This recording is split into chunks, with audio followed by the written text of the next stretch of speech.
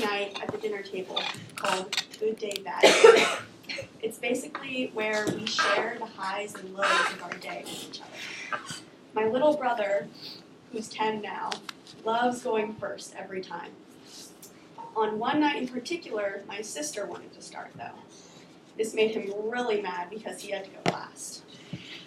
He was whining and complaining and interrupting everyone the entire time. So when it was my dad's turn to talk, he mentioned that in a seminar at work, one of his colleagues said something that he had never thought about before. Listening is not waiting to speak.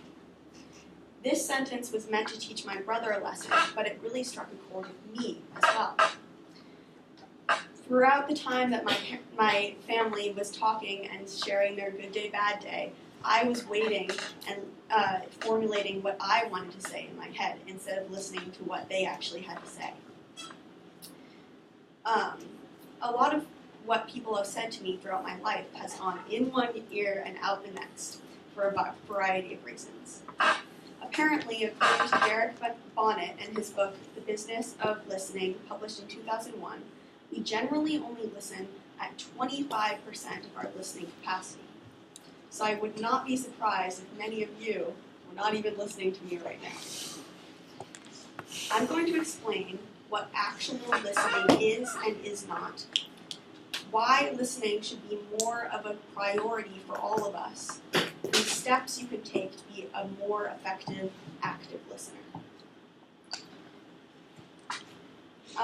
Angela Miller wrote in the San Francisco Chronicle in 1989 that active listening is defined by being fully concentrated when someone is speaking to you, so that you can absorb, understand, remember, and eventually respond to what they have to say. This would be categorized as actual good listening. Other types of listening include critical listening, defined by James Peters in 2007 in the Journal of Legal Education, as paying attention only long enough to form a counter-argument, or listening with an agenda, and passive listening, which is basically just sitting like a lump and pretending to listen. In an everyday conversation, critical listening may look or feel something like this. Say your best friend just got dumped, and she's venting to you about this whole situation. She's crying, and she's telling you about how horrible her ex-boyfriend is. But all the while, all you can think about is how horrible your ex-boyfriend was, and how her tears are affecting how her words sound and how her sentences are structured. It's bad enough that you're not listening to her, but Klaus Weisberg argues in Journal of Psychology that you also won't understand the full scope of the situation. So this is bad, but picture a similar scenario with two politicians in a debate. This raises the stakes a little bit more.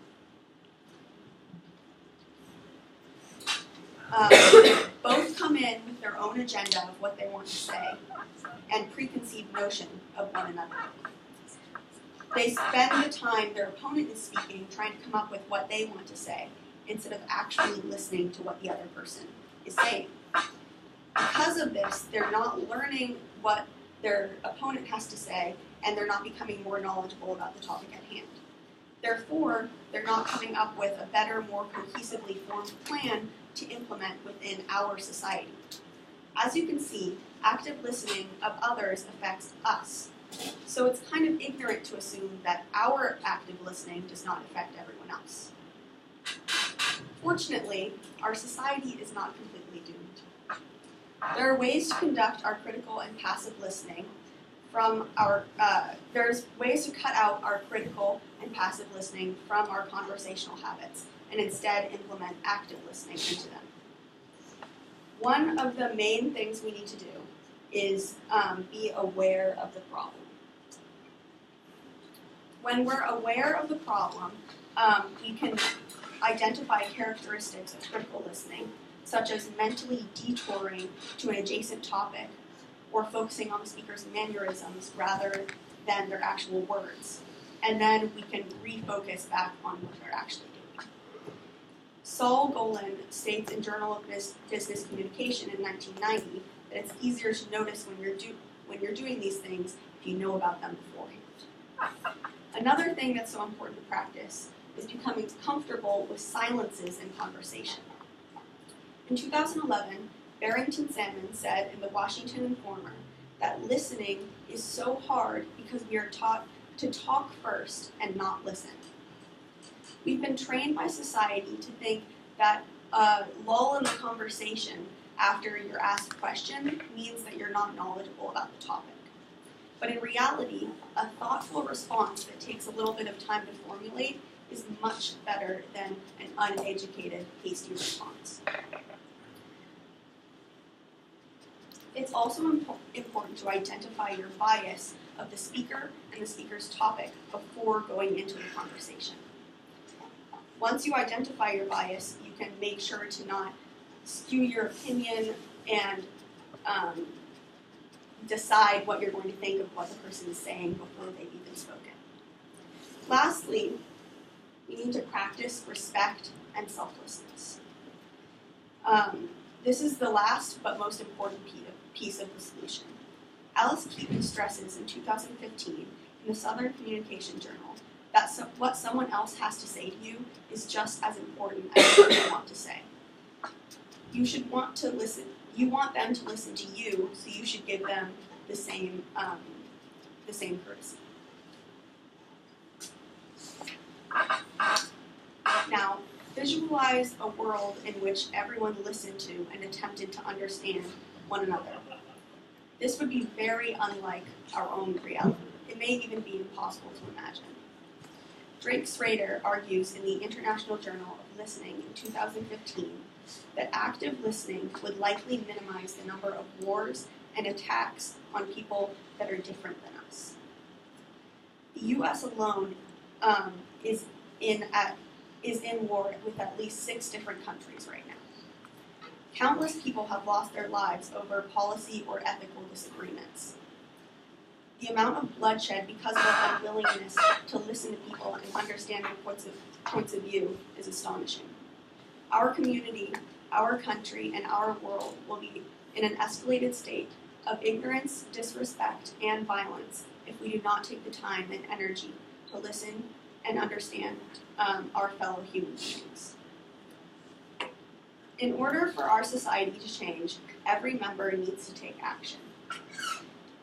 Maybe societal change seems like a difficult or distant problem for you as an individual, but active listening can transform your life in a personal level and a financial level as well. Selena Jones confirms in the Western Journal of Communication in 2015 that when tested, people with better active listening skills have the ability to make deeper emotional connections with others, and also, on average, end up earning more annually than poor listeners. Active listening is something I personally try to do every day. I struggle with it a lot, but it pays off. It seems difficult, but it's not impossible whatsoever. By making the necessary changes, we can definitely increase our understanding of others. It's as easy as refocusing yourself when someone in our class is giving a speech and you realize that you're only focused on their clothing or something like that. Or taking time to process what an interviewer has just said before responding, even if the lull is awkward. These are very small things that you can and must do every day to increase your ability to understand others and the world we all inhabit.